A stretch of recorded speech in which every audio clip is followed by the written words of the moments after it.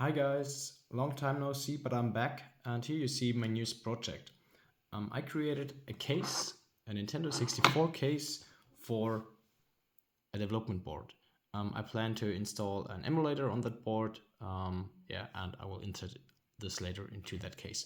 The case itself is designed for more than this board here. This is a ROG 64, but the case will also suit for Raspberry Pi, no matter if you have Raspberry Pi 1, 2, 3, 4, or even 5. I just ordered a Raspberry Pi 5, which maybe arrives tomorrow. Then I will also create a back plugin for the Raspberry Pi 5. So this is for the ROG 64, and you see the case can be used with a lot of other boards because the end here, let me first disassemble the Nintendo.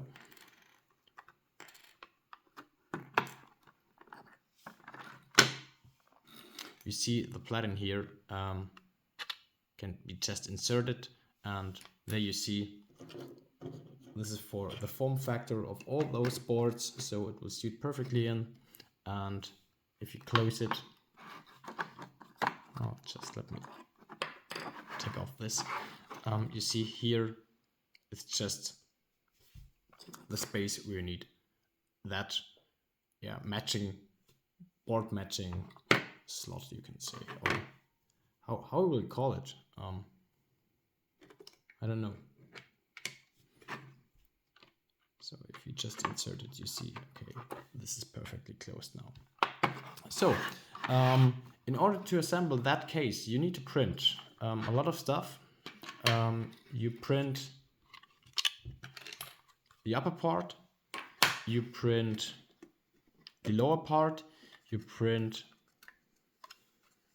this LED indicator here, you print all the fronts for the controllers. You also print, this is printed, you see, this was printed with a 02 nozzle, so you can't print that with a 04 nozzle, you need a smaller one. This is a kind of closing mechanism that this stays inside when the Nintendo is, just show you. Here's the holes here in the front, and if you insert it, it's not fitting right now. Why is it not fitting? I will show you later. So there's also a button which can be moved, and here you need to screw something. This is just for rising that expansion pack stuff, that you can get it off, because sometimes you need to access the SD card. So this slot here is for the SD card stuff. Yeah. Okay. What do you need else? You already saw that I have the screws for the board inserted here, so you need at least 4 screws for the board. You need bigger screws for the back, because you need to, I see, I forgot to remove the supports here. So there's also a hole which the screw comes in, which is then connected to the top. But you see, we have a bigger one here, we have a smaller one here, so you need 2 sizes of screws. I will put all that stuff in the description. So we need these ones, we need these ones. Then if you plan to assemble also a fan, you need other screws.